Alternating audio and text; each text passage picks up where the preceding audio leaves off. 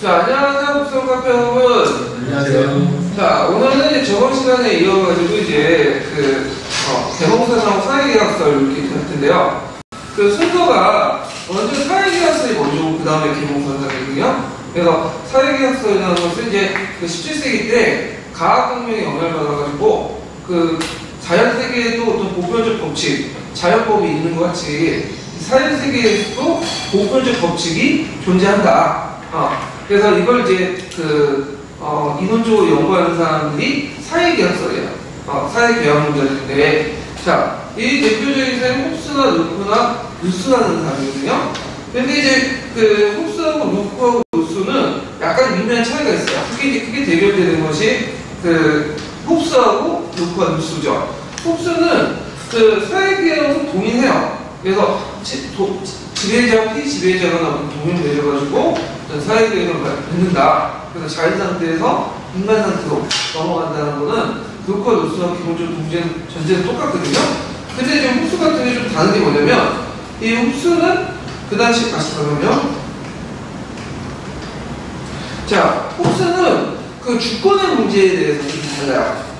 홉스는 주권을 누가 갖고 있어야 되냐면, 국가 주권이 절대 군주가 가지고 있어야 된다. 그러니까 이제 홉스의 사회계약론은 왕권신수설의 아들라고 보시면 돼요. 근데 다만 다른 게 이제 왕권신수는 신호부터 부여받는 데 반해서 그거에서 이제 홉스의 사회계약론은 피지배층의 어떤 동의에서 구성이 된다. 주권이. 그래서 이제 이게 좀 다를 뿐이지, 실제 주권은 절대 군주들이 갖고 있어야 된다. 이런 것도 동일한데, 이에 관해서 이제 이권주의적 입장에서 보면, 되게 이제 주권이라는 것은 의회라든지 인민들의 사업 안에 어떤 동의 안에서 주어진 거다. 그래서 이제 이런 것들이 루프와 루스로 이제 주장을 했는데요. 그래서 이 루프와 루스는 이제 이권주의적 어떤 견해를 보이고 있어요. 그러면 이런 절대주의적 어떤 사회계획론과 이권주의적 사회계획론 중에 어느 게 다수일까요? 우리는 이권주의적 사회계획론이 다수라고 생각했지만 지금 입장인 거고, 그 당시 사람들은 되게 홉스의 절대주의 어떤 사회계획론을 더 강조했죠. 이게 다수설이에요. 네. 자, 그래서 이런 것들을 좀 기억을 좀 해주시면 되고, 자, 그 홉스와 루프와 루소와 이제 차이점은 이제 나중에 좀 비교를 해보고 하고요. 개별적인 사상가들의 특징을 좀 볼게요. 587페이지 보면 먼저 홉스를 보죠. 자, 홉스는 최초는 이제 사회계약서를 제공을 했죠. 그리고 이 사람의 특징이 뭐냐면, 사회라는 개념을 제시했다는 거예요. 그래서 예전에는 국가라는 존재는 있어도 국가와 어떤 일반 민들의 중간 단위 사회라는 개념이 없어. 근데 사회라는 개념을 중간 단위 공동체인 사회라는 개념을 처음 제시했던 사람이 홉스라는 사람이에요. 예. 자, 홉스는 이제 무슨 책을 썼냐 하면 리바이어던이라는 책을 썼거든요. 그 리바이어던은 이제 뭐냐면 국가를 개수에 비유해요. 그런데 리바이어던은 이제 구약성서에 보이는 괴물을 얘기하는데, 근대 국가의 은유를 이제 뜻하는 거죠.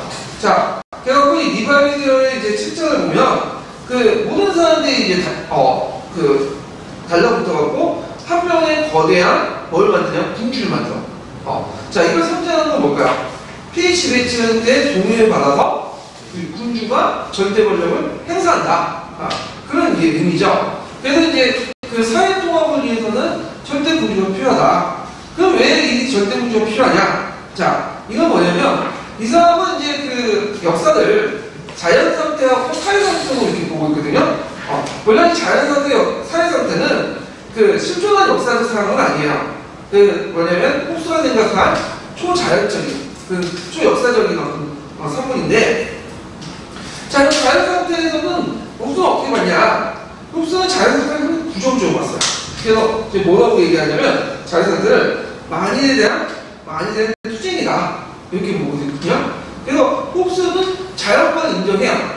자연권. 근데 이 자연권이라는 것은 아주 긍정적인 의미가 아니에요. 지금처럼. 뭐죠? 부정적인 거. 자연권은 뭐냐면 자기의 생명을 보존할 수 있는 어떤 생명을 보존할 수 있는 권리야. 근데 이제 자연 상태에서는 서로 생명을 보존할 수 있는 권리를 지키다 보니까 역설적으로 어떻게 될까요? 남의 생명을 침범해서 뺏는, 그러니까 자기가 살기 위해서 남의 어떤 그 생명을 뺏는 그 문제점이 생기는 거예요. 그래서 이런 것들은 미국에서는 볼 수 있죠. 미국은 총기의 자유를 인정해주죠. 네. 총기 자유를 인정하는 이유가 뭐야?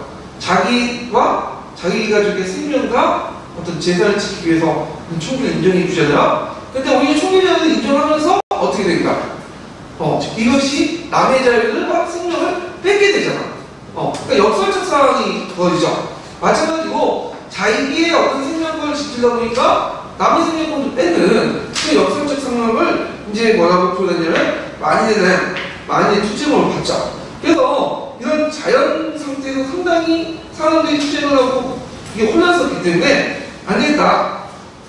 이런 자연 상태 비참을 벗어나기 위해서 인간들이 꼭 계약을 내죠. 그래서 리바이어라는 국가 형태를 만들죠. 그리고 국가 형태를 만들고 모든 권리를 누구한테 주죠? 절대 군주에게 양도해요. 그럼 절대 군주의 역할은 뭐냐? 절대 권력을 가지면서 자연권을 제약하는 거야. 자연권을 제약해야지만 어떻게죠? 생명권을, 개인의 생명권을 인정받을 수 있죠. 이거 마찬가지로 지금 미국이 하는 게 뭐야? 총기를 허용하는 게 아니라 총기를 규제함으로써 어떻게 되죠? 서로 간에 그냥 생명권을 지킬 수 있는 거잖아요. 네. 그 역할을 누가 해주냐? 절대 군주가. 그러니까 여기에서 그 홉스의 사고방식은 자연권은 긍정적인 게 아니라 상당히 부정적이다.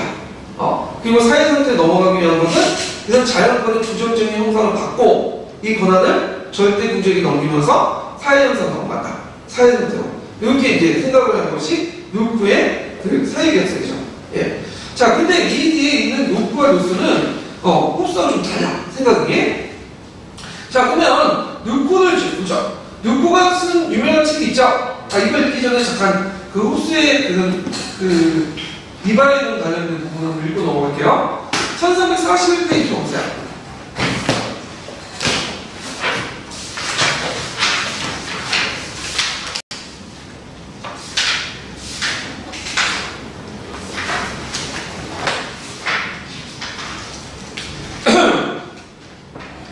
자, 1341페이지 주 848번 보면 홉스의 사상이 있어요. 예. 그 다음에 그 밑에 보면 자연권 사상이 있거든요. 홉스의 사상은 중요한 거니까 다 읽어보고요. 자연권과 자연권의 의미 변천 과정을 좀 읽어볼게요. 한번 읽어볼까요? 네. 감정이나 정서에 대해서도 똑같은 원리에서 다음과 같이 설명하였다. 내적 자극에 대한 이론적 반응이 감각에 반하여 실천적 반응은 불쾌의 감정이다. 선이란 K임으로 인간이 바라는 것이고 악이란 불쾌임으로 인간이 싫어하는 것이다. 의지는 외적으로 결정되는 결정론은 필연이다. 본질적으로 선한 것은 없고 선하고 전사는 상대적인 것이어서 국가와 법이 성립되었을 때에 그 판정의 기준이 생긴다. 인간은 본래 이기적이어서 자연 상태에서는 아무것도 금할 수 없고 개인의 심리 권리이다. 그러나 모든 사람이 자기 이익만을 끝까지 추구하는 자연 상태에서는 만인에 대한 투쟁이 있고 사람을 대하여 일이기 때문에 자기 보증마저 없다. 그러므로 각자의 이익을 위해서 사람은 계약으로서 국가를 만들어 자연권을 제한하고 국가를 대표하는 의지에 그것을 양도하여 복종한다. 홉스는 리바이어던에서 존재론 주제를 이상적인 국가 형태라고 생각하였다. 그 밖에 저서로 자연법과 국가 원리 등이 있다. 예. 자연권 개념을 좀 제가 설명을 좀 넘어갈게요. 자연권이라는 개념은 뭐냐? 실정법에 대비되는 법 개념이거든요. 그래서 이제 그 민족이나 사회에 따라 실정법이 달라지죠. 근데 이 자연법은 민족과 사회를 초월한, 실정법을 초월한 보편적인 어떤 법이야. 그래서 99% 사람들이 인정되는 법이 자연권이에요. 이 자연권이라는 것은 자연법에서 파생된 나온 법이죠. 자연법에서 파생된 나온 것이 자연권이죠. 근데 자연법하고 자연권의 해석이 항상 시대마다 동일한 건 아니에요. 우리가 이제 자연법과 자연권은 근대적 의미로 해석되지만, 예를 들어서 이제 로마 시대 때는 이 자연법을 이제 어떻게 해석을 했냐면 마르쿠스 아우렐리우스 같은 형제 같은 경우에는 하나님이 주어진 청문인권을 강조했어요. 이 청문인권은 뭐냐? 지금은 뭐죠? 그 하나로부터 보여진 절대적인 인간의 권리를 의미하죠. 근데 이때 천국인권은 그 의미가 아니야. 뭐냐면 하나님이 신으로부터 주어진 뭐죠? 자신의 지위와 이런 것들을 맞게 생각하는 거야. 그러니까 신문제도를 합리화시키는 데 이용한 거야. 이 기념은. 그 다음에 이제 나중에 중세시대 때는 그 자율법이나 이런 것들을 뭘로 해석하냐면 신법, 신의 어떤 정해진 질서로 해석해요. 예. 그래서 이제 있다가 이것이 누쿠 그 흡수의 단계를 거쳐갖고 누수 단계 넘으면 자연권까지 자연권은 이제 근대적 의미로 해석하죠. 그래서 자연권 같은 경우에는 생명권 외에도 재산이나 언론의 자유 등등 우리가 누리고 있는 근대적 어떤 권리들 이런 것도 이제 해석이 되고 이것은 하나로부터 주어진 권한이기 때문에 세속 권력이 터치할 수 없다. 그래서 근대적 의미가 형성된 자연법의 의미는 누구와 누수단계예요. 그래서 여기 좀 다르다는 걸 좀 기억을 해주시면 될 것 같아요. 그러면 줄침부분만 읽고 넘어갈게요. 예. 자연권의 개념이 예. 실정법에 대비되는 법 개념이다. 실정법이 민족이나 사회에 따라 내용이 달라지는 것에 비해 민족, 사회, 시대를 초월해 영구불변의 높은 가당성을 지니는 것이 특징이다. 이러한 사상은 시대에 따라 다양한 형태로 존재해왔으며 특히 고대 그리스 시대에는 실정법과의 관계에 많은 이견이 있었다. 이때 거 좀. 네. 자연 상태에 있어서의 인간, 즉 국가 실정법을 초월한 인간 공통이나 이성에 기초한 자연법에 대한 이론이었다. 물론 자연법이라 할 경우 자연도 법도 모두 다의적 개념이지만 근대 자연법은 기능적인 측면에서 볼 때 두 가지 경향으로 크게 나눠볼 수 있다. 하나는 국가 권력의 절대성과 그에 대한 강력한 통제력을 강조하는 절대주의적 자연법률의 경향이 그 하나라나 또 하나는 어디까지나 개인을 위한 자유로운 영역을 확보하려고 주장한 자율주의적 자연법론의 경향이다. 예. 자, 그러면 루크의 사회 개념을 이제 볼게요. 자, 루크는 경험론자로서 유명하죠. 그래서 인간은 오성론을 통해서 경험을 통해서 지식이 추적된다. 이렇게 주장했던 사람인데 이 사람이 쓴 책이 이제 사회학과 관련된 책이 시민정보통이에요. 그 책 이름을 정확히 좀 암기해 주세요. 예전에 기출문제 좀 나왔기 때문에 수업이 나올 수가 있어. 네. 그러면 루크의 그 사회계약서 시민정보론이 쓰여진 배경을 보면요, 이것은 명예혁명이 이제 누구가 가담을 했거든요.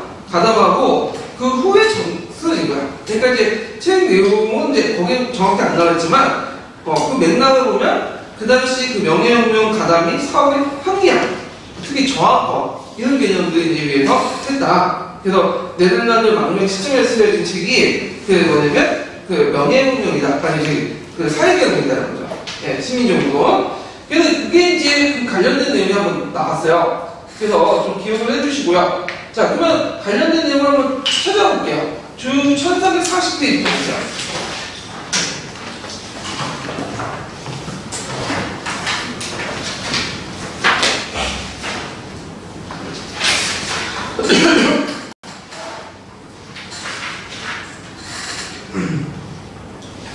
자, 주 1340페이지에 보면 주 843번이 있거든요. 자, 여기에서 이제 내용을 보면요. 자, 여기 이제 루크가 살았던 시대는 찰스 2세대야.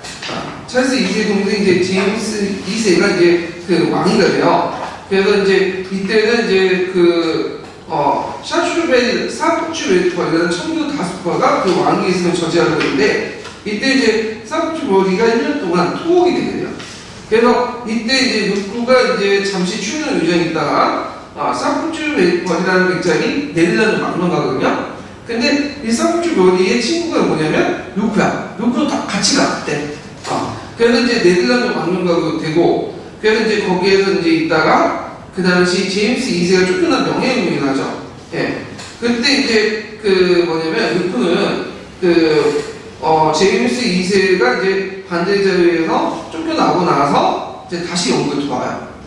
그리고 나서 이제 거기에 이제 정권에 참여하는 그런 게 있거든요. 그러니까 이 사람은 명예혁명하고 직접적으로 관련되어 있는 사람이야. 예. 그리고 그 명예혁명을 이제 정당화시키기 위해 쓴 책이 시민정보통이에요. 그런 것들 좀 기억을 해주시면 되고요. 그 다음에 이제 그 밑에는 이제 그 서양사 개론에 있는 그 루크의 사상과 관련된 부분이거든요. 한번 읽어볼게요. 17세기 말 영국에서는 명예혁명이 일어나 절대왕정이 무너지고 의회 중심의 새로운 입헌 정치가 발전하기 시작하였다. 이러한 변화를 반영하여 경험론 철학을 확립한 로크는 정부론에서 새로운 민주주의 이론을 전개하였다. 그에 의하면 인간의 자연 상태는 자연법이 지배하는 평등한 상태이며 인간은 재산과 생명 그리고 자유라는 자연권을 누리고 있었다. 인간은 이러한 자연권을 보다 더 확실하게 누리기 위하여 계약을 맺고 사회, 즉 국가를 형성하였다.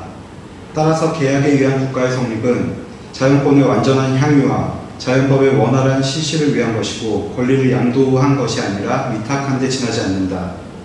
그러므로 개인은 국가나 군주에 복종해야 하지만 그것은 자유로운 동의에 의한 것이고 자연권의 향유라는 한계 내의 일이다. 따라서 지배자가 계약에 의하여 위탁받은 권한과 한계를 넘어서고 자연권을 유린할 때 이에 반항하는 것은 시민의 자연권에 속한다. 이러한 로크의 주장은 현실적으로 명예혁명을 정당화하는 것이었으나 나아가서 근대 민주주의 사상의 가장 중요한 기반이 되고 18세기 계몽사상과 미국혁명에 큰 영향을 미쳤다. 예.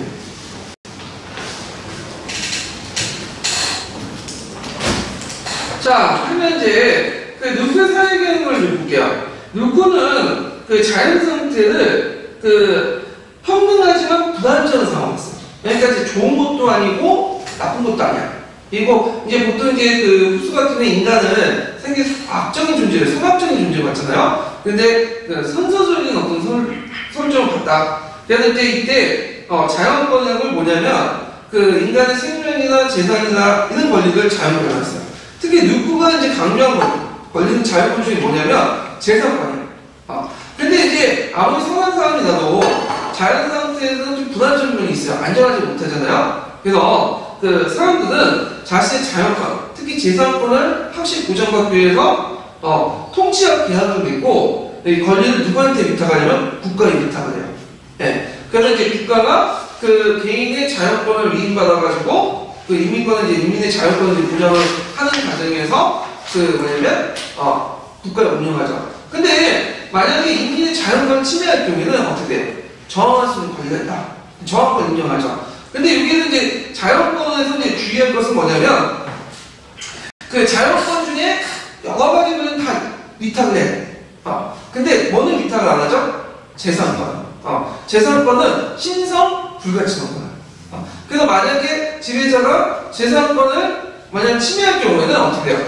저항할 수 있는 거죠. 예. 그래서 루크의 사상은 상당히 뭐냐면 저항권을 강조하는데 이 저항권 그 밑에는 뭘 강조하냐면 재산권이에요. 상당히 어떤 특징을 갖고 있죠? 부유자적인 어떤 특징을 가지고 있다. 이런 것들을 볼 수가 있고요. 그리고 이제 그 뭐냐면 루크의 사상은 입헌군주제를 합리화시켰다. 근데 중요한 것은 그 루크의 사상 자체에는 입헌군주제는 말이 없어요. 거기에는 분명히 국가라고 얘기해야지 그 국가가 국왕이라는 의미는 없거든요. 근데 이거는 뭐냐면 후대 역사가들이 누구의 책을 보고 누가 살았던 여러 형제들이나 사회적 배경을 보고 명예혁명이 일어나고 나서 입헌군주제를 합리하게 했다는 그 역사가 해석이지 누구 사상 자체가 아니야. 그래서 이런 것들 좀 구분해서 봐야 돼요. 예. 자, 하여튼 정치 형태는 간접민주 정치다. 데이지 카칼. 그리고 의의는 이제 18세기 미국의 혁명가 계몽사상에 영향을 줬고요. 특히 이제 그 뭐냐면 프랑스 대혁명에도 영향을 줬죠. 그래서 프랑스 대혁명에 국민 공예는 누스의 사상을 영향받지만 국민 의회는 물론 누스 사상도 있지만 로크 사상도 있어. 로크 사상이 어디가 들어가 있죠? 자, 재산권. 그래서 이제 1789년에 이제 1791년에 그 뭐냐면 그 한 89년이다.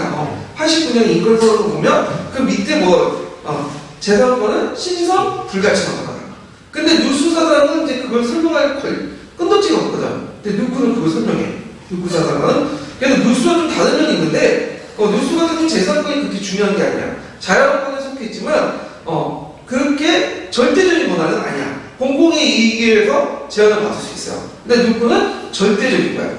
예. 자, 그래서 이런 것들이 좀 차이점이 있다. 누구가 누수가. 그럼 루소의 사상을 좀 보죠. 루소는 이제 그 앞부분에 좀 있는데 이 사람이 좀 개성사상과 연결되어갖고 또 있는데요. 일단 그 루소의 사회개혁론적인 측면을 좀 볼게요. 자, 루소는 사회개혁론이라는 책을 썼죠. 그래서 이제 이 사람은 자연성들을 상당히 좋게 봤어요. 이 사람은.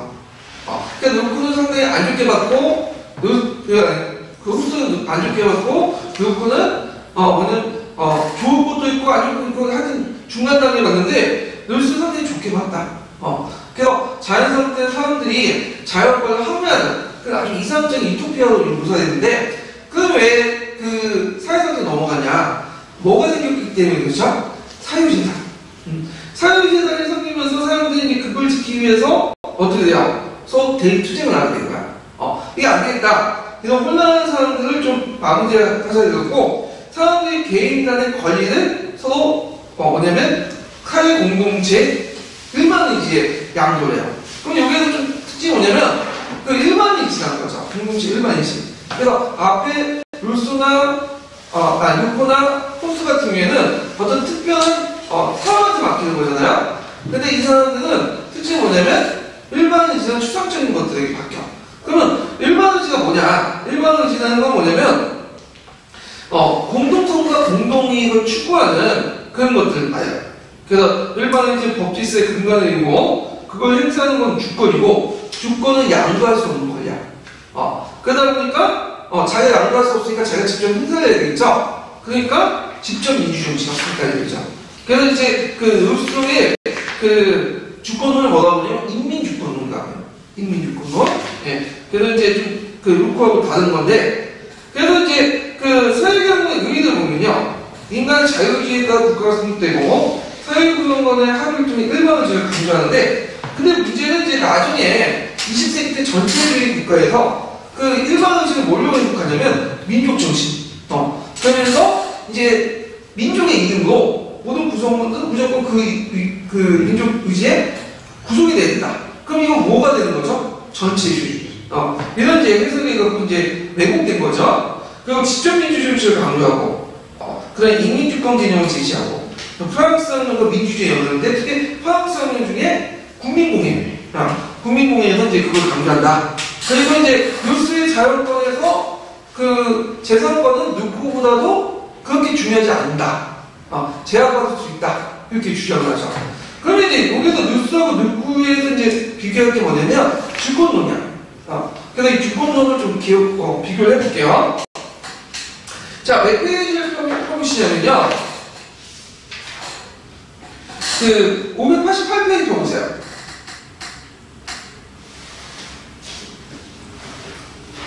자, 거기에 보면 이제 그 인민주권설, 국민주권설 이 개념이 있거든요. 자, 일단은 주권이라는 개념은 예전에 말한 것처럼 중세 후기 때 등장했다고 했죠. 그래서 이제 이걸 연구하기 하는데, 주권론이 기에 발달된 국가는 어디냐면 프랑스예요. 그 왕권 신수설에도 이 주권론이 개입이 되죠. 그래서 왕은 권한은 누구한테 이임받았다? 신원부터 이임받았잖아요. 그래서 주권의 어떤 정당성을 만들고, 그 다음에 이제 홉스의 주권론도 마찬가지죠. 사회 구성원의 합의를 통해서 왕한테 절대 권력을 줬다. 근데 여기에서 이제 국민주권과 인민주권서는 앞에 이제 루코와 루소와 연결되어 있는 건데요. 자, 먼저 국민주권설 보자. 보통 우리 국민과 인민이라는 개념, 그러니까 그 네이션과 피플이라는 개념을 그 동일하게 생각하거든요. 근데 의미가 완전히 달라. 지금 인민이라는 말을 잘 안 쓰죠. 인민이라는 말. 왜 인민이라는 말을 안 써요? 북한에 쓰고 있잖아, 북한에서. 인민공화국. 그러니까 인민이라는 말을 쓰면 마치 빨갱이처럼 이렇게 생각을 하고 있고, 인민이라는 의미를 얘기할 때도 실제 국민의 의미와 거의 동일하게 얘기를 해요. 근데 정치학적 개념은 국민과 인민은 다른 개념이에요. 국민과 인민은. 자, 먼저 국민과 인민의 개념은 다 어디서 나왔냐면 그 프랑스에서 나왔어요. 프랑스. 그래서 이제 프랑스 주권이론이 발달됐다고 했죠. 그래서 국민주권론을 이제 제시한 사람은 몽테스키예요. 그걸 이제 완성시킨 사람은 시에라스. 그래서 시에라스가 이제 무슨 의회를 제청했죠? 국민의회를 제청했죠. 그 다음에 이제 루코는 거기에 이제 비슷한 의견을 제시했고, 인민주권을 이제 제시했던 사람은 루소예요. 그러면 이제 권력의 형태를 보죠. 자, 그 국민주권의 국민은 일종 법인이에요. 우리가 삼성이나 LG나 이런 것들 법인이 있죠. 그렇지만 이 국민이라는 개념은 추상적인 존재야. 그리고 하나의 법 인격적인 존재야. 예. 근데 인민이라는 것은 사회 공동체 속에 있는 개별적인 구성들 다 인민이라는 거예요. 그러니까 우리는 국민이 아니라 법인의 말은 뭐죠? 그 인민이 되는 거죠. 인민이. 자, 그 권력 행사에도 이제 근데 이거 주권과 관련된 부분이죠. 그래서 이 국민주권에는 뭘 주장하면 권력이라는 것은 가분하고 가양할 수 있다고. 가분이라는 건 뭐죠? 권력을 나눠가는 거죠. 그래서 권력기관 간에 나눠가는 거야. 근데 가양이라는 건 뭐죠? 양보할 수 있는 거야. 그래서 그 권력기관에 나눠갔기 때문에 뭘 주장하냐면 일단은 국민이, 그러니까 그 밑에 이제 국가를 구성하는 사람들이 주권을 누구한테 위임해요? 정부한테 위임을 해요. 그럼 정부는 뭐죠? 행정, 이법, 사법으로 딱 또 나눠져. 그래서 이제 3권 분리를 주장해요.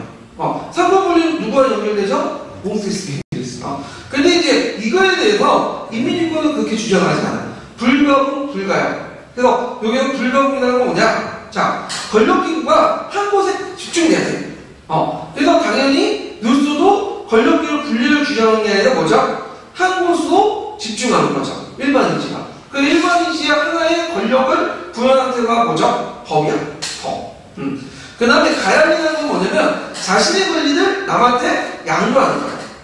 그래서 국민주권에서는 양도할 수 있어. 그래갖고 그 당시 이제 얘네들이 이제 보면 자, 능력 있는 사람이 능력 없는 사람들이 자신의 권리를 누구한테 양도하는 거야? 능력 있는 사람한테 양도해.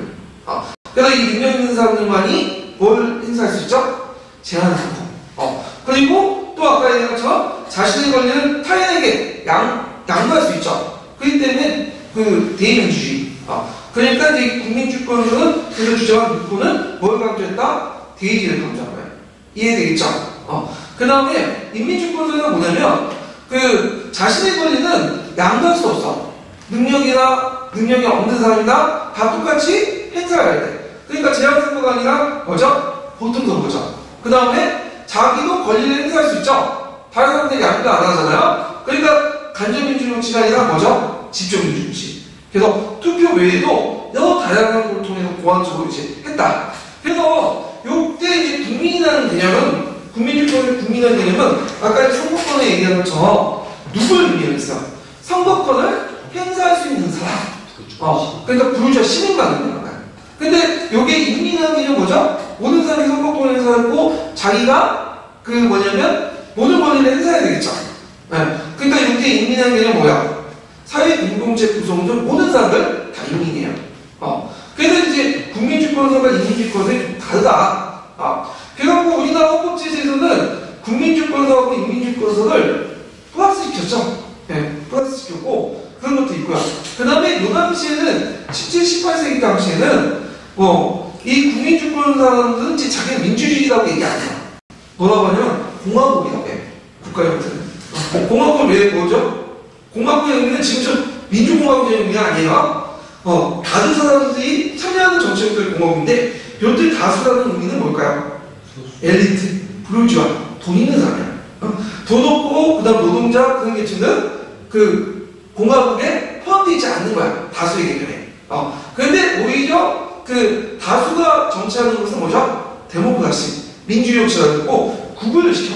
그래서 그 당시 그 미국의 독립혁명가들이나 영국의 청소년혁명을 이끌었던 사람들이나 프랑스 혁명의 초창기 때 그 부르주아 계층의 그 혁명가들은 엄밀히만 하면 뭐죠? 국민주권서에 입각한 뭐냐면 공화국을 만들고 있는 거예요. 인민주권서에 입각한 민주주의가 아니라. 근데 이제 점점 민주주의 투쟁을 통해서 이런 인민주권서에 의한 민주주의가 어떻게 돼요? 들어오게 된 거죠. 그래서 이제 우리나라 헌법이나 다른 나라에서는 이 국민주권 원리와 인민주권 원리가 같이 섞여 있는 거예요. 근데 지금은 뭐 그렇게 구분하지 않는데 정치적 역사적으로 좀 다른 개념이다. 이렇게 좀 기억을 해주시면 되고요. 프랑스 혁명에서는 국민주권을 주장했던 것이 국민의회, 그 다음 인민주권을 주장했던 것이 국민공리고요. 그 다음에 국민주권서는 자유민주주의. 그 다음에 인민주권서는 뭐다? 사회민주주의. 이런 것들을 주장합니다. 그래서 이제 국민주권서, 인민주권서를 한번 좀 얘기를 했고요. 자, 그러면 이제 앞에 이제 사회계약서 그 표가 있죠? 그 표 좀 참조를 해주시고요. 그럼 다시 이제 계몽사상으로 넘어갈게요. 585페이지. 자, 계몽사상은 앞에 이제 설명한 뭐냐면 사회계약서를 이제 뭐냐면 좀 더 쉽게 풀어쓰기 위해서 나타난 지식인들이에요. 이게 지금 입장에서 보면 저널리즘, 그래서 저널리스트 같은 이제 성격을 갖추는데 지금은 사회계약서를 상당히 쉽게 이해하잖아요. 근데 그 당시 사람들은 사회계약서 이해를 못해 잘. 너무 어려운 이거냐. 그걸 좀 풀어서 설명했던 사람들이 계몽사상가입니다. 자, 이 계몽사상가들의 이제 특징을 이제 좀 배경을 좀 보면요. 17세 합리주의. 합리주의 뭐죠? 이 세계는 보편적 질서가 있고 이 보편적 질서가 하면 인간의 생활이 개선될 수 있다. 그런 어떤 믿음과 뜻을 말하자. 그 다음에 누구의 철학과 정치사상. 그 다음에 뉴턴의 기계론적 차이가. 이런 것들이 혼재해가지고 나타난다. 자, 그래서 이 계몽사상가의 전반적인 특징이 뭐냐면 이 사람들은 초자연적인 형상보다는 자연적인 형상을 강조한다는 거죠. 첫 번째가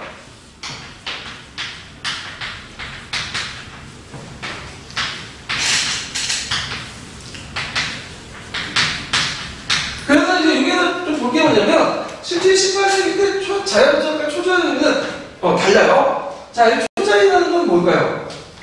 이거 신의 세계죠. 에? 우리가 인간의 이성이나 오감을 통해서 인식하지 못한 세계는 그 당시 초자연이라고 했어. 그러니까 지금처럼 미스트한 세계가 아니에요. 그 의미가. 그 다음에 이제 자연적인 건 뭐죠? 자연적인 건 지금처럼 네이처의 의미가 아니겠죠? 네이처의 의미가 뭐라고 했죠? 이때 이제 자연이라는 거는 이제 뭐라고 하냐면 인간의 이성이나 감각을 통해서 관찰 가능한 세계잖아요.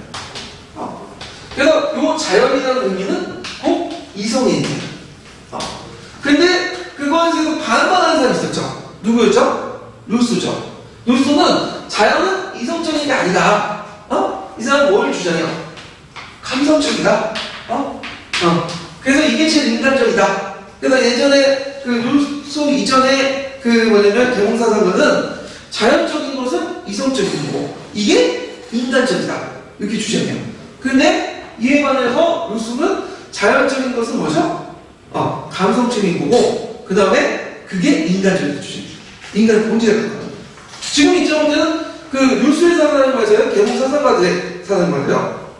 루소의 사상 맞죠? 왜냐면 우리가 생각하는 이성적인 것들은 다 지금 누가 하고 있어? 컴퓨터가 다 하고 있잖아. AI가 다 하고 있고. 예. 자, 그래서 그 루소가 유명한 말 있죠? 뭐죠? 잘 보고 돌아가라.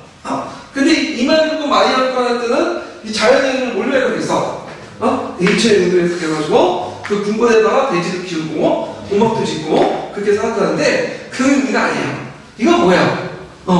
자연으로 돌아가는 것은 감성으로 돌아가는 거예요. 무슨 말인지 알겠죠?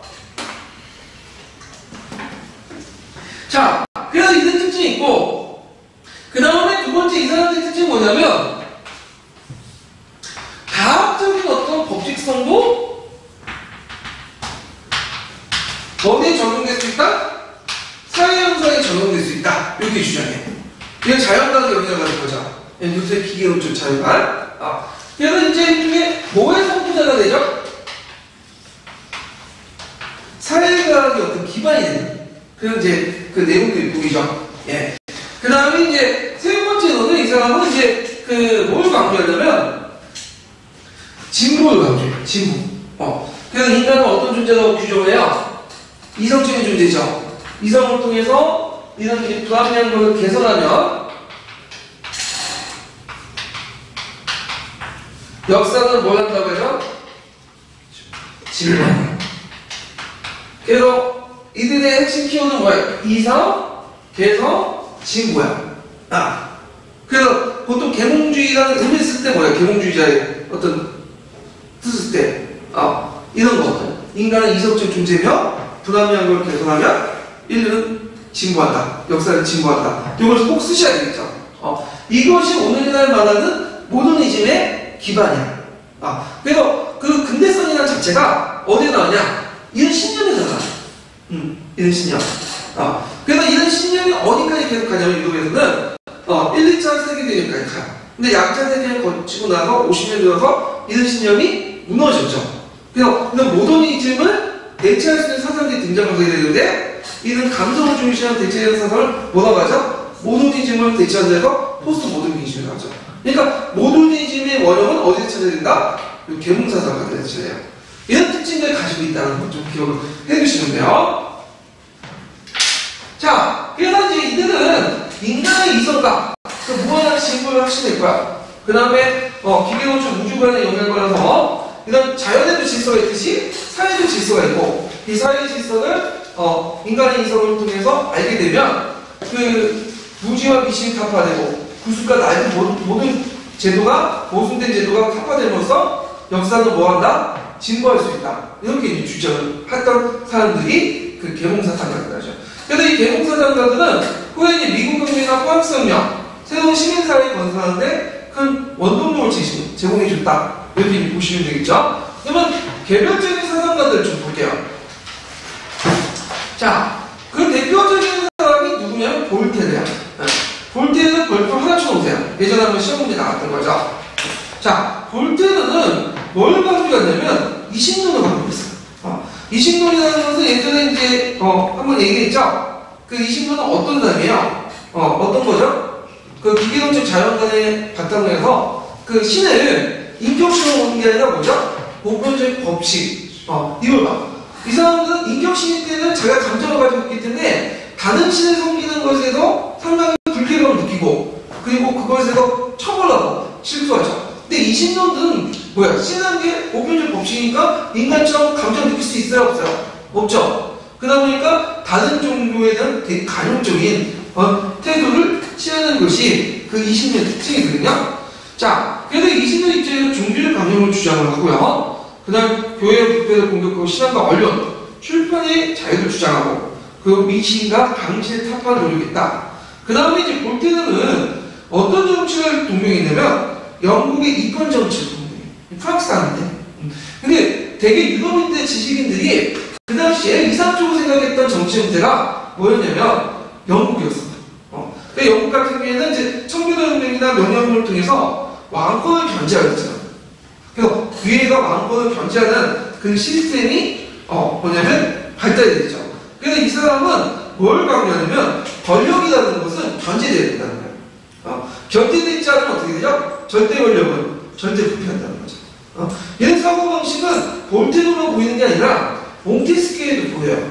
네, 이건 좀 뒤에 얘기하겠지만 그래서 이제 계몽군주에게 영향을 줬죠. 그래서 이제 프로이덴의 대왕이 이제 볼테르를 불러가지고 상수시 궁전에 와서 얘기를 나눴다는 게 유명하고요. 그 다음에 이 사람은 이제 대의민주주의를 강조한다.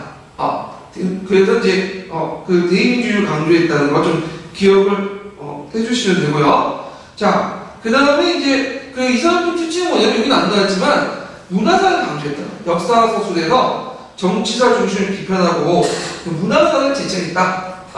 그래서 루이 14세 시대사나 제민주의 습성과 정치가 신내서 정치사 비판하고 문화사를 강조했다는 게 특징이죠. 그럼 볼테르와 관련된 내용을 한번 읽어보고 넘어갈게요. 1341페이지 보세요.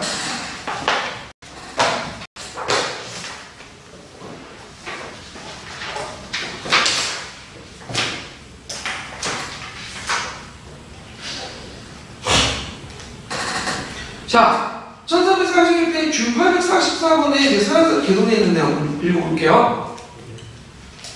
볼테르는 계몽사상의 대표적인 인물인 동시에 이신론 입장에서 종교적 관용을 위하여 싸운 사람이었다. 그는 재치 있고 풍자적인 수많은 작품을 통하여 교회의 부패를 공격하고 신앙과 언론 그리고 출판의 자유를 주장한 한편 미신과 광신의 타파에 노력하였다.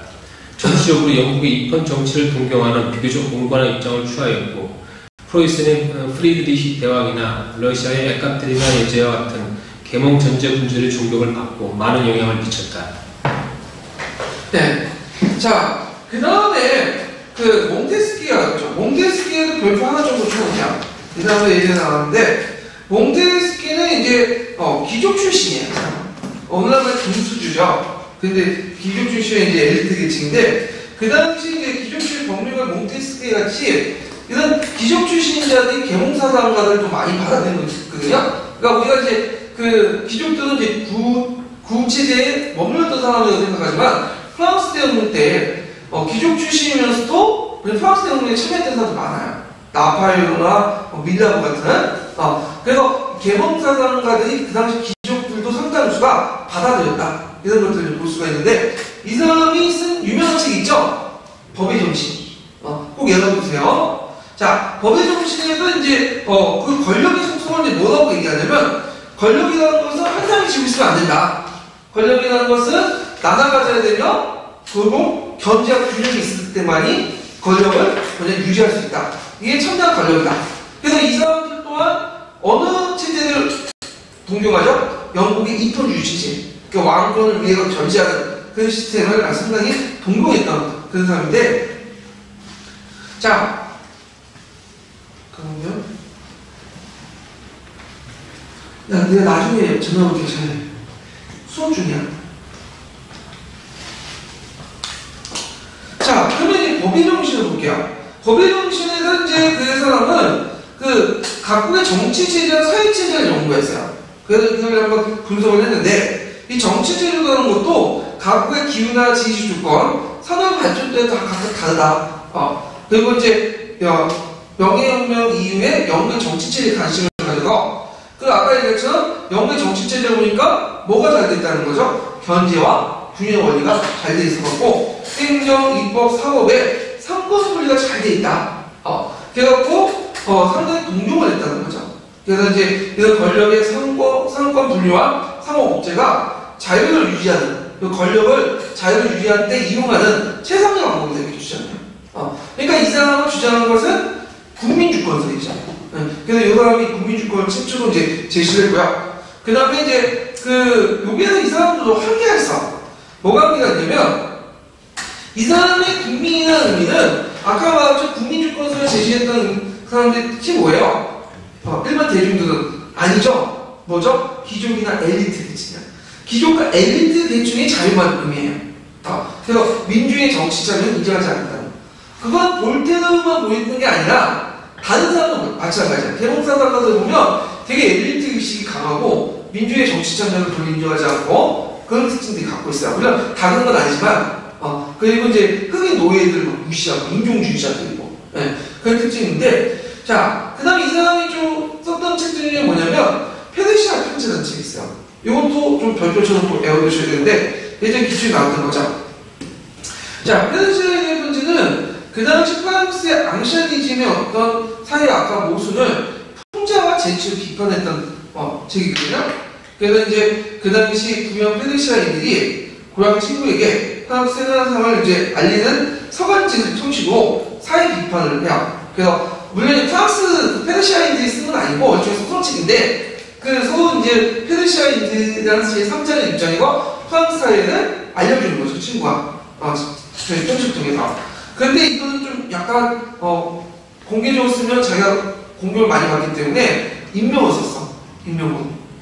그래서 이제 구체적인 어떤 여러 가지 모순점을 비판했던 책이다. 이런 것도 좀 기억을 해두시면 될 것 같고요. 그러면 관련된 기출 근거편을 읽어볼게요. 자, 1341페이지 보세요.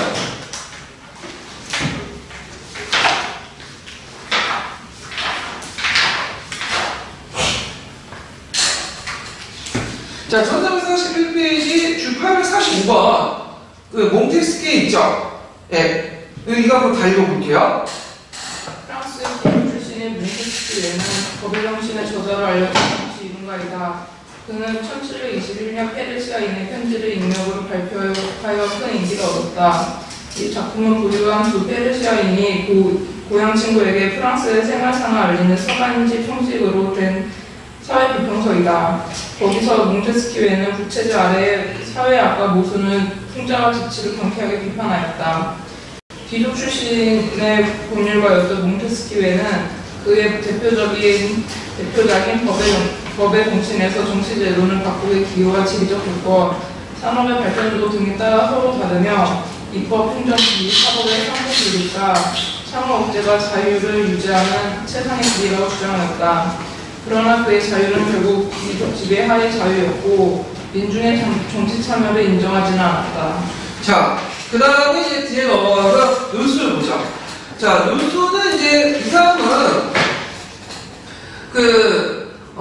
정규교육을 받지 못해서 좀 출신이 낮았던 사람이야. 기술자 출신이라고 이제 알고 있는데, 이 사람은 이제 16세 때 제나발 떠나는 거의 방랑 생활을 했던 사람이거든요. 평생 동안 자기가 일을 해갖고 먹고 산 적이 별로 없었어요. 그래서 얼굴을 이제 지금 얼굴이 제가 지금 초상화가 없지만, 초상화 보면 되게 좀 잘생긴 얼굴이야. 꽃미남이야. 그래서 이제 그 귀족들 부인들과 같이 놀면서, 같이 자면서, 여자들 돈 받고 이렇게 세련했던 사람들인데, 그래서 이제 애도 되게 많이 나왔어. 근데 얘들 키울 능력이 없다 보니까 다 고아원에 갖다 바쳤죠. 예. 그래서 이제 교육을 되게 강조하고, 이런 이제 보수적인 인물이에요. 그 여자들 돈 받고 살아가면서 여자들도 이렇게 되게 열등하다. 예. 그래서 좀 특이한 인물인데, 자, 이 사람은 에밀이라는 곳에서 혁신적인 교육 방법을 제시했죠. 그래서 이제 교육의 목적은 지식의 주입보다는 개인의 잠재적인 능력을, 개성을 개발하는 거다. 그래서 사회교육에서 맨날 강조하는 사람이 그 루스의 에밀이죠. 근데 자기 자신은 어디 갔다고요? 고아원으로 보냈죠. 참 모순된 인간 중 한 명인데, 그 다음에 예술가 이제 학문론에서 예술가 학문의 발달이 덕의 향상을 초래하지 않는다. 뭐 이런 게 주장이고, 그 다음에 이제 인간 불평등의 기원론이라는 책이 있어요. 여기를 보면 아까 이제 자연상태 상당히 좋게 봤다고 했죠. 이 사람은. 근데 왜 자연상태 사회상태 넘어가냐? 뭐 때문에 생겼다? 사회주의상. 그러니까 사회주의에서는 이 사람을 보면 부정하진 않지만 워낙 내가 피요악이라고 보기로 했잖아. 피요악이다. 그쵸? 부정하진 않았어요. 그렇지만 다른 자연권에 비해서 제 밑에 뒀죠. 자, 이 사람이 유명한 말 했죠. 사람은 태어날 때부터 자유로나 지금은 어디서든 쇠사슬에 매여 살고 있다. 이 쇠사슬의 의미가 뭘까요? 의미가 하는 것은 재산이죠. 그러니까 사람은 태어날 때부터 아무것도 가진 거 없이 태어났잖아. 근데 우리가 지금 인간 사회에서 모든 고통을 겪는 건 뭐 때문에요? 가진 것 때문에. 돈 때문에 그런 거잖아. 아주 정확한 건 통찰이죠. 예. 돈이 없으면 편하잖아. 그쵸? 돈이 없으면 이렇게 심지어 공부할 필요 없겠죠. 예. 자, 그 다음에 이 사람은 낭만주의의 선구자다. 그래갖고 이제 아까 종교의 계몽주의자는 자연을 뭐라고 갔어요? 이성이라고 했죠. 근데 이 사람은 이성을 하고 있지 않고 뭐라고 했죠? 감성. 그래서 이 사람이 유명한 말 하는 것이 뭐냐면 자연도가 요때 자연하는 거는 우리 감성도 나가는 거예요. 그래서 감정을 강조했기 때문에 낭만주의의 선구자가 됐다. 그 다음 사회경은 아까처럼 얘기했고요. 그 다음에 백과전서파를 이제 볼게요. 백과전서파. 자, 백과전서파는 이 디그로와 다른 거였는데, 그러면 이 백과전서를 좀 얘기하기 전에 종전의 지식의 전파가 어떻게 되겠냐? 이렇게 이제 볼 필요가 있어요. 중세시대 때 그 지식의 전파라는 것은 어떻게 되냐면 그 지식을 베타적으로 이렇게 전수했거든요. 되게 이제 길드 같은 경우는 어떻게 전수했죠? 길드는 그 장인이 직인에게 그래서 이렇게 전달했지 모든 사람을 데리고 뭐 자기가 알고 있는 지식을 알려주는 게 아니었어요. 대학도 마찬가지였죠. 대학도 거기 대학교 길드 안에서만 공부를 했죠. 그래서 보니까 했는데 이것이 16세기에서 17세기 넘어가면 달라지게 돼.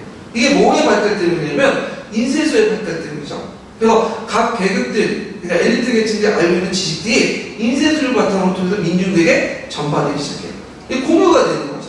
그래서 지식이라는 것은 공유가 될수록 어떻게 돼요? 학살이 되잖아요. 마찬가지로. 또 우리 북수록 카페도 뭘 지향하죠? 공유를 지향하잖아요. 그래서 예전에는 지식을 자기만 알고 있었어. 인용 지식들은. 그래서 자기들과 자기 선후배들만 연결돼갖고 알고 있고, 그러다 보니 특정 대학 출신들이 계속 뭐야? 합격자를 배출시키고 그러다 보니까 그런데 그 북소영학과가 등장해서 다른 과는 모르겠지만 역사과는 상당히 공유가 되는 바람에 이제는 사대든 비사대든 출신에 따라서 많은 사람들이 또 다양하게 합격자를 배출하잖아요. 자, 마찬가지로 지식이라고 공유가 되어지고 공유가 되면 확산이 되고 사람들이 지식을 많이 알게 되고 체계적으로 알게 되면 어떻게 되는 거죠? 인간의 이성이 어떻게 돼? 개발되잖아. 인간의 이성이 개발되면 사회의 불합리점이나 이런 것들 개선되고 역사가 어떻게 되죠? 진보하죠. 그런 신념들을 가지고 있는 사람들이 만든 것이 뭐냐면 백과전서예요. 그래서 이 편을 백과전서라고 해요. 대표적인 사람이 누구냐면 디드로와 달랑간이죠. 그래서 디드로와 달랑간은 백과전서라는 책을 만드는데 만든 목적이 뭘까요? 지식을 공부가 목적이고 그 다음에 지식이 체계화되어 있지 않으면 어떻게 되죠? 접근하기 힘들잖아. 왜 그냥 구글이나 네이버나 다운에 검색을 하면 쉽게 찾잖아. 마찬가지로 자기가 원하는 지식, 알고자 하는 지식을 항목별로 정리해가지고 이렇게 제시하면 금방 찾을 수가 있겠죠. 지식의 접근성도 되게 강화되겠죠. 자, 이런 것들을 목적으로 해갖고 그 책을 만든 것이 백과전서다. 그럼 이 백과전서는 근대성, 인간의 이성을 개발해서 근대성을 앞당기는 아주 중요한 지표죠. 그래서 우리나라나 뭐 일본이나 중국에서 보면 그 항상 강조되는 게 뭐냐면 백과전서 같은 것들 찾아야 되잖아요. 우리는 지공무술이라든지 그 다음에 뭐 그 청나라 같은 명나라 같은 경우에는 보금조동 집성이라든지 이런 것들 강조하는 게 뭐예요? 당연히 백과전서를 주지 그 인간의 어떤 근대성의 어떤 징표로서는 사용했기 때문인 거죠. 자, 그러면 관련된 내용들을 이제 한번 읽어볼게요. 자, 205페이지 펴볼까요?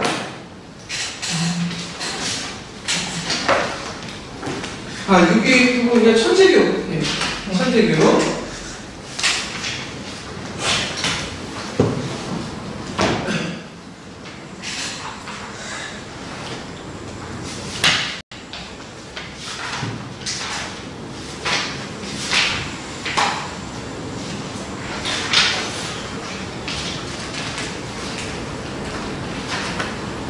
자, 천재교육 205페이지 개몽사전과 백과사전 있죠? 한번 읽어볼게요.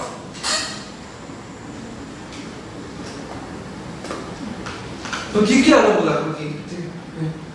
깊게 알아보다 개몽사전과 백과전서파 달랑페르와 디드로를 중심으로 한 프랑스 개몽사전가들은 18세기의 가장 진보적인 철학과 기술적인 지식을 영향하여 백과전서를 편찬하였다. 이 책은 시간이 지날수록 큰 인기를 끌게 되어 여러 차례 재발행되었는데 이 백과전서의 기고자들을 백과전서파라고 한다. 백과전서는 당시까지의 과학과 기술에 관한 정보를 집중한 것으로 인지술의 발달에 힘입어 유럽 각지로 퍼져나가면서 지식 전환으로 역할을 하였다. 유럽의 지식인들은 물론 도시의 새로운 중산층이 미신이나 종교 영역으로부터 자유롭게 사고하고 사회 변혁을 위한 새로운 개혁의 방향을 제시할 수 있었는데 있었던 배경 중에 하나는 백과전서의 보급이었다. 자, 그 다음에 백과전서파는 또 뭐가 특징하냐면 농업만 아니라 경제 각 부분에 정부의 개입이 필요하다. 이런 것들을 또 주장을 했고요. 자, 그래서 이제 그 개몽사상가들의 의의는 뭐냐면 프랑스 정부의 사상적 배경을 제공했고 현대적 사회의 어떤 발전에 동력을 제공했고요. 그 다음에 동료의 전대공주에게 영향을 줬죠. 그래서 이 개몽공주가 진보인 척 하고 싶으면 항상 개몽사상가들을 초빙해가지고 얘기를 나누죠. 예. 그래서 있는데 이런 것들. 근데 개몽사상가도 한계돼 있어. 요거 이제 교과서에 되게 강조되는데 일단 첫 번째는 대중과 유리된 엘리트주의야. 요때 얘네들의 어떤 그 뭐냐면 다수라는 거는 누가 의미하는 되죠? 지식인, 엘리트, 부르주아, 귀족 이런 계층들을 의미하는 거죠. 근데 이제 쫓아갈 때만 누구야? 점점 이제 이 개몽사상들이 대중들에 전파돼. 그러면서 어떻게 될까요? 미국 혁명이나 프랑스 혁명이 영향을 미치게 되죠. 두 번째로는 그 이들의 자유라는 것은 자신들만의 자유야. 그래서 여자라든지 그 다음에 빈민이라든지 그 다음에 노예 이런 것들은 자유 인정하지 않죠.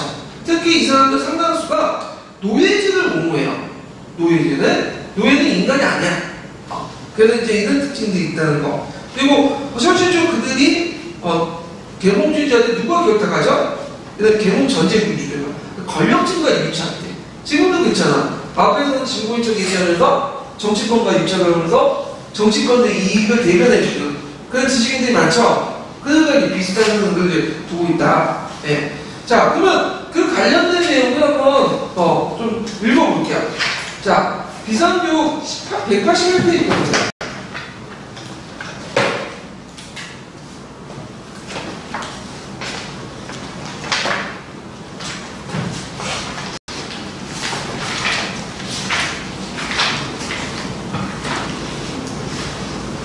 자, 여기에 보면 이제 가학학문과 계몽사상 한계가 나오거든요. 그래서 이제 가학학문 계몽사상 한계가 이제 서로 연결되어 있는데, 자, 여기 그 예전에 계몽 가학학문의 이제 그 내용을 읽어봤는지 모르겠는데, 아니 한계를 읽어봤는지 모르겠는데, 어디까지 보면 이제 첫 번째, 두 번째 단락까지 읽은 것 같아요. 네.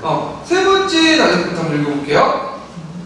유럽과 아메리카 대륙에서 자행된 노예무역도 계몽사상이 인도주의가 갖는 유럽 중심적인 인종주의의 한 방향이다. 인도주의를 내세우며 노예를 매매하며 경제적 이익을 취한 것은 요색 인종을 동등한 인간으로 보지 않았기 때문에 가능한 일이었다. 대다수 계몽사상가들이 여성의 능력을 열등하게 보는 것 또한 그들의 한계이다. 또 이성의 힘을 강조하는 계몽주의는 인간의 감성을 경시하였다는 지적을 받기도 한다. 예, 거기는 인간의 감성을 대변하는 남자예요, 여자예요? 여자죠. 그러니까 여자들 욕해. 근데 웃긴 건 뉴스도 인간의 감성을 강조한다는데 여자는 또 욕해요. 그래서 이 사람이 평생 동안 여자 돈 가지고 살아간 사람인데 여자들은 이제 뭐라고 얘기하면 예민해서 여성은 남성에게 봉사해야 된다. 뭐 어디 일치 같아. 그래서 봉사를 안 해줬잖아. 돈을 뜯어먹고. 그래서 이제 일종의 이제 그건데 하여튼 그거에 대해서 이제 여성 옹호자였던 올리스트 크래프가 이제 반박을 했다고요. 한번 읽어볼게요. 예. 여성권 옹호자인 울스턴 크래프트는 그에 대해 다음과 같이 반박하였다. 남성들이 어른이 되어 완벽한 정신 상태에 도달하였다면 복종할 수 있을 것이다. 그렇지만 남자들은 몸집만 큰 어린이이다. 여성을 합리적 존재로 자유로운 시민으로 교육시켜라. 남성이 성인으로서 남편과 아버지의 의무를 다할 때 여성도 좋은 아내와 어머니가 된다. 예, 지금도 들었던 얘기죠. 주변에서. 예, 그래서 남자는 등치 큰 어린애다. 예, 이걸 잘 하는데, 자, 하여튼 그 요소 상대 여성에 대해서 차별주의적인 어떤 시각을 가지고 있었다. 이런 것들 좀 기억을 해두시면 되고요. 자, 그 다음에 이제 뒤에 넘어가고 노예제와 관련된 내용도 있어요. 근데 그걸 좀 각자 읽어보시고, 자, 그 다음에 이제 관련된 문제를 한번 풀어볼까요? 기출 문제 보면요.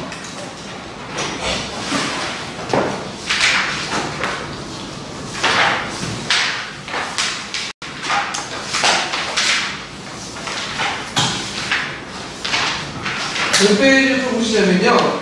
그 204페이지 2번 문제 볼까요?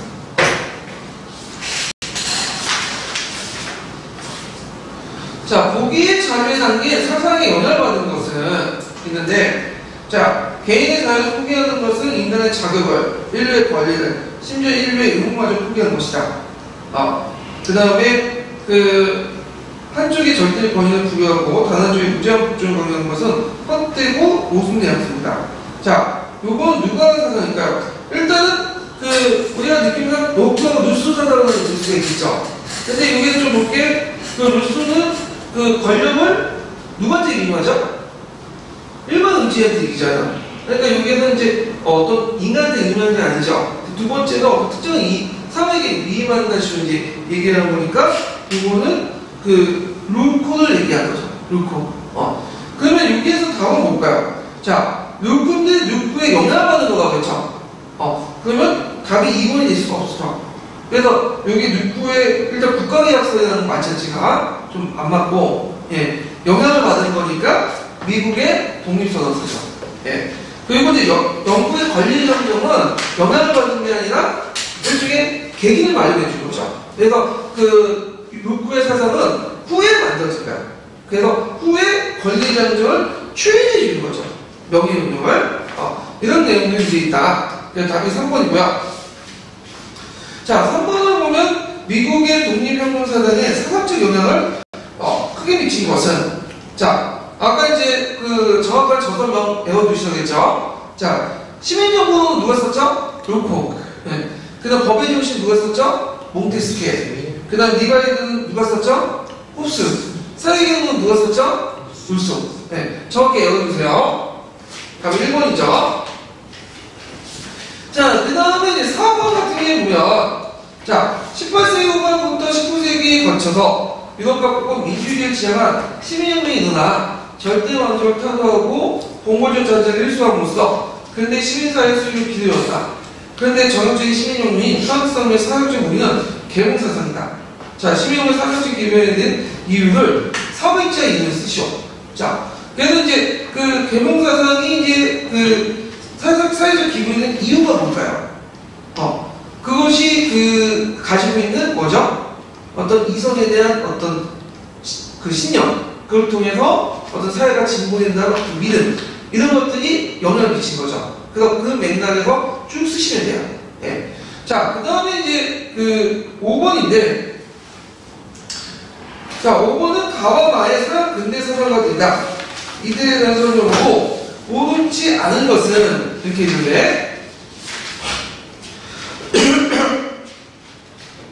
자, 보면요.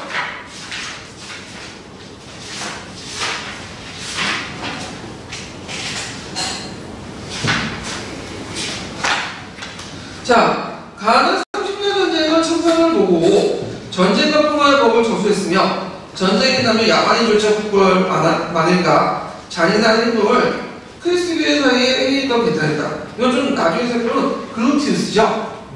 그래서 국제법을 만들었고 이 당시 16세기 후반이나 17세기 사이의 유럽의 종교전쟁에 참상을 보고 전쟁이 나더라도 어떤 그 적어도 지켜야 할 자연법이 있다.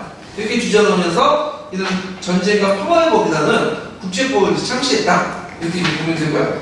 자, 그래서 가를 보면 자연법 사상이니까 국제법 필요성을 제청했다. 맞죠? 자, 이 나는 보면 개인이 국가나 군주에 복종해야 되지만 자연권을 확립하는 한계 속에 그거하며 지배자가 계약을 위해 위탁받는 권한과 한계를 넘어서면 이에 전환하는 것은 시민의 자연권에 속한다. 누구의 사회가 있으죠. 그럼 이제 보면 나는 네덜란드 망명에 따라 청교도혁명이 반발하자 기거했다. 청교도혁명이 아니라 명예혁명이죠. 명예혁명. 그러니까 틀렸죠. 근데 이건 좀 문제가 그렇게 좋은 문제는 아닌 것 같아. 아니 사상을 내면서 개인의 업적 행적 같은 거 물어봐. 네. 자, 그 다음에 다들 보면 이신론의 입장에서 종교 강요에 싸운 계몽가로서 파도체험을 타도하다라는 기초 안에 그 미시가 당시의 탑방에 도움이겠다. 정치율 연구 이펀데이지를 동경하고 옹공한 입장을 취했다. 누구죠? 볼테르죠. 자, 볼테르 보면 푸르센의 푸르네와 같이 계몽전쟁 군주의 종교받았다. 맞죠? 그 다음에 라반을 보면 각국의 기후와 지지 조건, 산업의 발전도 등 발전도 그 정치 등과 서로 다르다고 보았으며 입법, 행정, 사법의 상권 분리와 상호 면제가 자유를 유지하는 최상의 기대를 주장했다. 누구죠? 몽테스케의 법의 중심이죠. 그래서 이제 페르시아 번지에서 프랑스 국제주의 사회학과 모습을 비판했다. 있죠? 자, 많은 영국의 문의이자 역사가로서 로마 제국 수명사를 썼다. 이 책은 아우구스투스 황제 시대부터 1453년 콘스탄티노플 이르기까지 로마의 비잔틴 제국의 역사를 다루고 있다. 그래갖고 이제 요거는 18세기 후반에 영국의 역사가 에드워드 기본이 쓴 로마 제국의 사망사. 그래서 이 사람은 5년제 이후에 로마 제국이 사망했는데 그 이유를 두 가지 들었어. 하나는 게르만족, 또 하나는 기독교 때문입니다. 그래갖고 이제 그런데 자, 많은 로마 제국 멸망은 게르만족이 치니까 기독교 승리 때문이었다. 그래서 기독교를 믿었기 때문에 쇠약해지고 그래서 나태해졌다. 그래서 그 당대에도 상당히 비난을 받았어. 즉이 에드워드 기본의 로마 제국 승리자예요. 예. 그러니까 읽어보게 됐는데 많은 분들이 그걸 언급하는데 읽어본 분들이 한 분도 안 계시다고. 되게 많아요. 그래서 너 1번 읽다가 그냥 덮었어. 너무 많아. 자, 그래서 이런 것들을 이제 보시면 되고요. 자, 경제사상을 보죠. 경제사상은 이제 그 당시에 그 중산주의, 그 다음에 중공주의, 자유방임주의 이렇게 이제 볼 수가 있는데, 자, 교학사 한번 읽어볼까요? 교학사 그래서 60페이지 펴볼까요?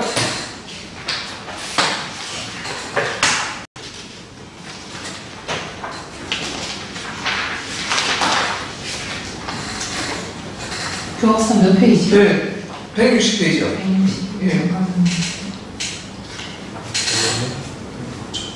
그 다음 책도 안 갖고 와가지고 절대 왕정 조사권. 책이 그 다음 절대왕정 중상주의를 추구하다. 실학력 개척과 그에 따른 대서양무역의 전개는 절대 미칠 유럽의 경제 모습을 크게 바꿔놓았다. 새로운 학문을 통해 후추, 노자기 등의 동방불상이 대량 보급되었으며 아메리카 대륙으로부터 설탕, 옥수수, 감자, 담배 등의 새로운 상품과 장물이 들어왔다. 이러한 물품의 유입으로 인하여 유럽인의 생활 모습이 크게 변화하였다. 특히 아메리카에서 대규모의 은광이 개발되어 많은 양의 은광금이 유럽으로 반입되었고 이로 인하여 유럽의 물가가 크게 상승하였다. 이러한 경제 변화를 바탕으로 각국의 절대 군주는 국가의 부를 증대시키기 위한 중상주의 정책을 추진하였다. 절대 군주는 국가의 부를 증진하는 가장 확실한 방법은 상업과 무역이라고 생각하였으며 경제활동 전반을 강력하게 간섭 통제하는 한편 국내 산업을 적극적으로 보호 육성하였다. 초기의 중상주의는 그 문 등의 기금속을 최대한 많이 확보하려는 중금주의 정책을 취하였다. 그러나 그 문의 산출 지역과 산출량이 한정되어 있어서 기금속을 확보하여 국가를 부강하게 하려는 정책에는 한계가 있었다. 이에 유럽 각국은 수입을 억제하고 수출을 늘려 무역 차익을 남기려는 정책을 취하였다. 수입을 억제하기 위하여 관세를 높게 설정하였으며 자국의 산업을 보호 육성하여 적극적으로 수출을 장려하였다. 또한 산업 발전에 필요한 원료 공급과 상품 판매 시장을 확보하기 위하여 해외 식민지 원소에도 경쟁적으로 나서게 되었다. 이러한 절대 왕정의 산업 보호와 상업 장려 정책은 유럽 경제의 비약적 발전을 가져와 상업에 종사하는 시민 계급의 사회주의를 높여줬고 이후 시민 계급이 사회의 주도적으로 행동하는 동력이었다.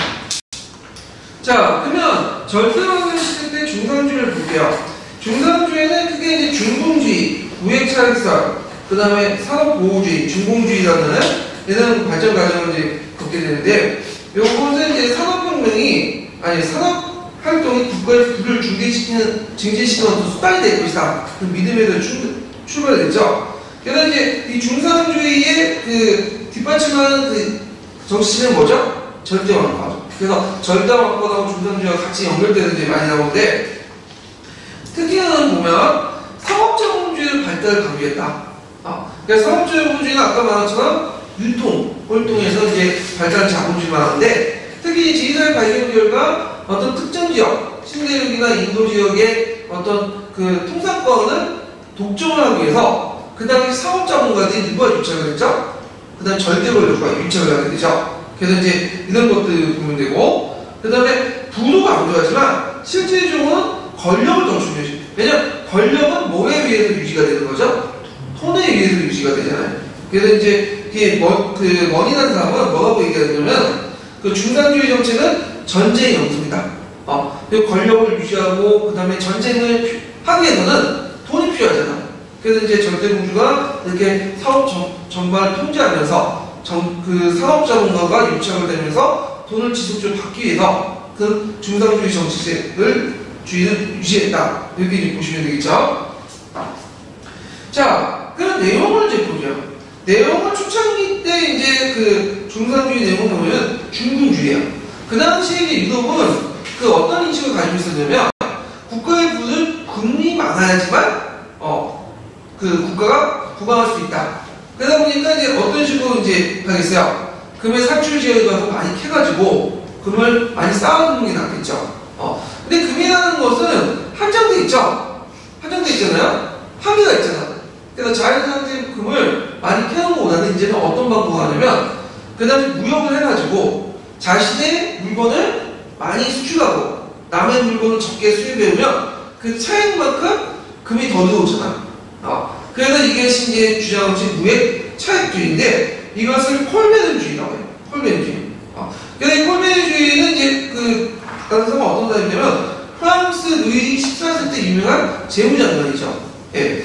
그럼 이 콜베르주의에 관련된 내용들을 한번 교학사 아까침에 했던 데서 한번 또 읽어볼게요. 160페이지 거기에 이제 그 절대환경식의 경제정책에서 콜맨 편지가 보이죠? 거기에 그 내용이 다 들어가 있는데 한번 읽어볼게요. 절대안정식 경제정책. 모든 공업을 심지어 사치품 공업까지도 다시 살리거나 새로이 세워야 합니다. 관세와 관련해서는 보호무역 제도를 확립해야 합니다. 생산자와 상인을 소공업 교대로 편입시켜야 합니다. 백성에게 해를 끼치고 있는 국가 재정 적자를 줄여야 합니다. 특산품의 해상 운송을 프랑스가 다시 낫도록 해야 합니다. 식민지를 발전시켜 그것을 상업적으로 프랑스에 붙여놓아야 합니다.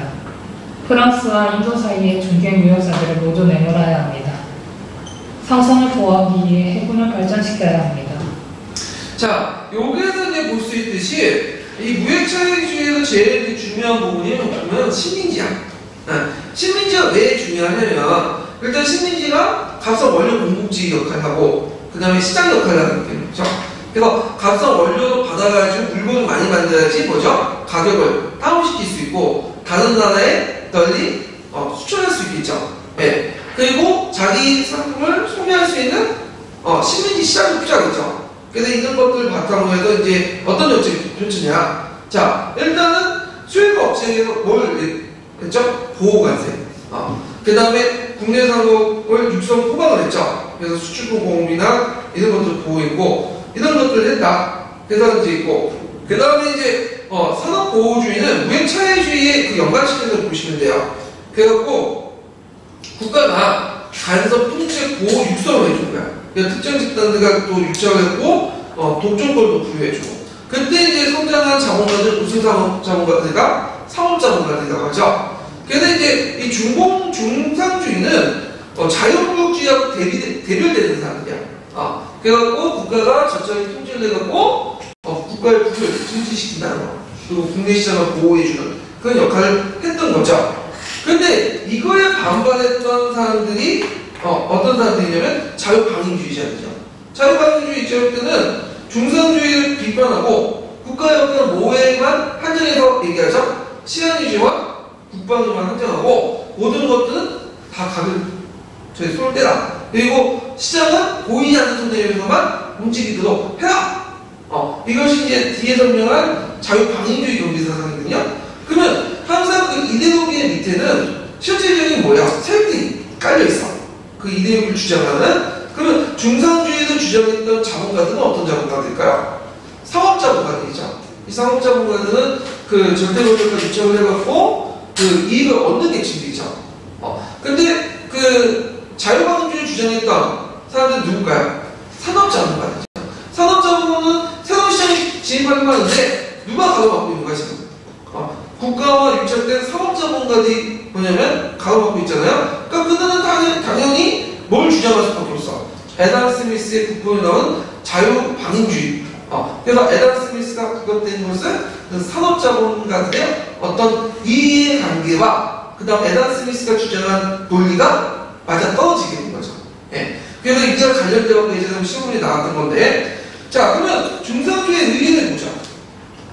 초창기 때는 국가상공의 발전이 미약하고 시민계층의 성장이 불안전 상태에서는 나름대로 자본주의의 발전에 기여했다. 그렇죠. 시간이 지나면서 오히려 이게 이제 뭐냐면 발목을 잡게 된 거죠. 자, 그 다음 중농주의를 보자. 자, 중농주의는 프랑스에서 발달됐어요. 프랑스는 전형적인 농업국가였죠. 그러다 보니까 이제 농업을 중시하게 되는데, 그래서 거기 이제 사람들 보면 대부분 어떤 사람이야? 프랑스 사람. 캔네라든지 티르고, 네브루, 그래서 티르고, 네브루는 프랑스 대문화와 또 관련되어 있고. 근데 이 사람들 두의 원천은 금을 보지 않고 실제 먹을 수 있는 토지, 거기 토지에 생산된 농업 생산물을 봤어요. 그래서 이제 토지나 농업 생산물이 부의 유일한 원천이다. 그래서 이제 캔네라는 사람이 이런 말을 했죠. 국가의 진정한 부는 금이나 은의 양이 아니라 물건의 가치, 실물 가치라는 거야. 실제로 금과 은이 아무리 쌓여도 실제로 이 금과 은 가지고 우리가 뭘 할 수는 없잖아. 실제로 우리가 먹고 사는 데는 뭐가 필요하죠? 농산물이나 이런 것들이 필요하잖아요. 예. 그래서 이런 것들을 해서 강조했다요. 토지나 농업 생산물 이런 것들이 강조있고, 이 사람은 뭐가 그냥 상공은 다만 가격을 안정화시키기만 하면 되고, 실질적으로 농사에 대한 어떤 이윤을 증가시키는 그런 것들을 이제 강조했죠. 그럼 중농주의는 어떤 정책에 또 영향을 주냐면 자유방임 정책인 거죠. 그래서 우리가 이제 자유방임주의 사상에 이 중농주의가 큰 영향을 준 게 뭐냐면 그 2번 자유방임 정책이야. 그래서 자유방임주의의 그 선구자가 누구죠? 애덤 스미스죠. 애덤 스미스는 한동안 프랑스 여행 갔다고 그래요. 그래서 프랑스에 여행 가고 그 프랑스의 중농주의 영향을 받았다고 하거든요. 그래서 이 사람들은 뭐를 주장하냐면 그 정부가 통제와 간섭하는 거, 중농주의처럼 이런 것도 자연법을 어긋난다는 거야. 자연법은 뭐냐? 자, 경제에서도 뭐도 있다? 자연법이 있고 이 자연법에 의해서 그냥 날뛰면 되는 거야. 우리가 이제 피가 순환한 것처럼 경제도 그냥 시장의 질서에 따라 그냥 내버려두면 된다. 그래서 자유방임주의 이제 를 주장했는데 이 자유방임 정책이 어디에 영향을 줬다? 애덤 스미스에 영향을 준 거죠. 예. 그 다음에 영향은 중상주의층의 지지를 받았고 아담 스미스의 자유방임주의에 영향을 줬다. 이렇게 보시면 되겠죠.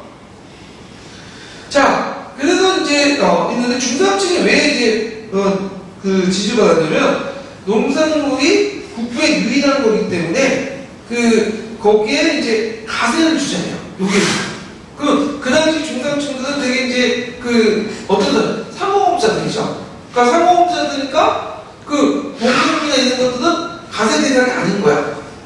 그러니까 뭐 지지를 받는 거죠. 그런 식으로 이제 좀 해석을 해보시고요. 그 다음에 이제 자유방임주의 경제사상인데 요것도 되게 중요하죠. 별표 2개 적어요.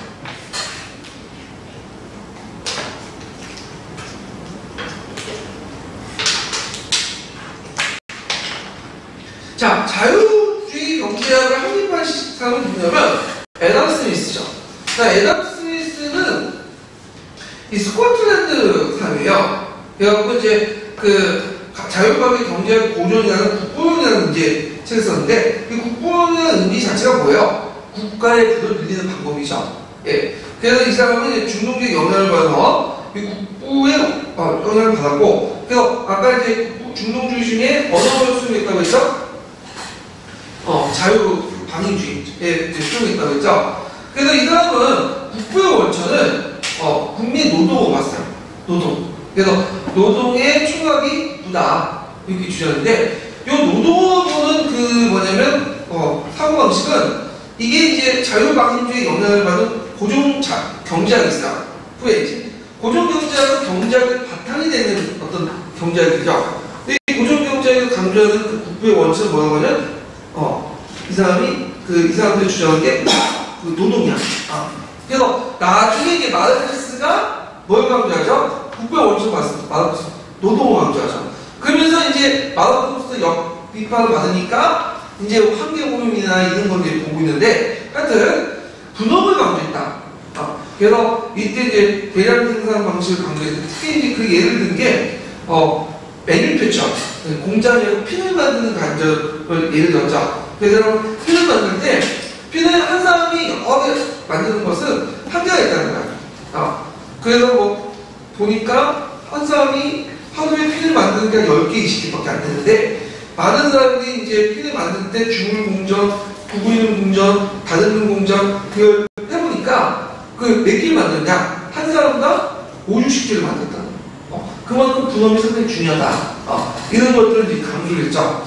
그래서 이때 이제 강조된 그 시스템이 어떤 거냐? 매뉴팩처. 매뉴팩처는 뭐죠? 공장식 수공업이죠?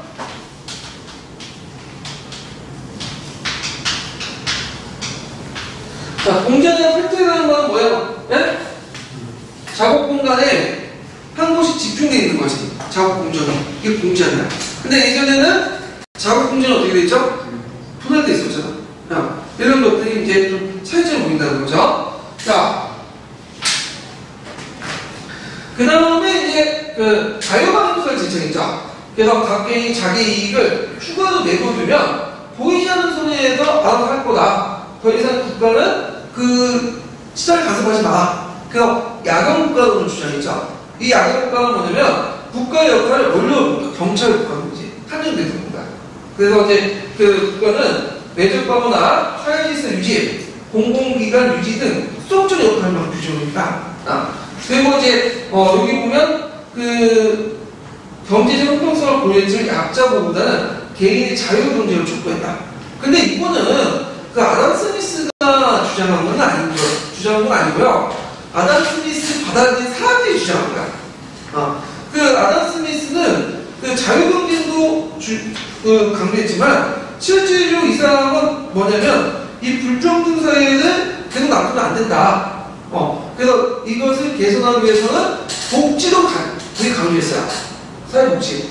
근데 그 아담 스미스 해석한 사람이 뒤에 뭐만 받아들인가? 시장경제 원리나 경제 이런 것들만 강조하는 거예요. 그래서 이 아담 스미스를 좀 왜곡시켜가지고 적어놨거든요. 사회사 개론은. 근데 이제 시험 문제는 그 사회사 개론 문제를 그냥 내기 전 구조를 외우세요. 그냥. 어차피 그 사람들 잘 몰라. 경제학자가 아니기 때문에 그냥 외워. 그래서 원래 아담 스미스의 그 생각과는 좀 달라요. 그래서 이런 내용도 좀 기억을 해두시면 되고. 그래서 이 사람이 이제 자유무역을 주장했고 19세기 영국의 경제발전이 기획고 후에 이 맨델슨 리카르도에게 계승했다. 그래서 이 사람이 때부터 경제학을 이 탄생했다 이렇게 보시면 돼요. 예전에 경제학이라는 게 없었죠. 경제학이 정치학이나 윤리학이나 같이 섞여 있었어. 근데 이때부터 이걸 계기해서 경제학이 이제 조금씩 탄생하기 시작한 거죠. 네. 자, 그래서 이런 내용들 기억을 해주시면 되고요. 그 다음에 국제법과 역사인데 요거는 좀 쉬었다 할게요. 네.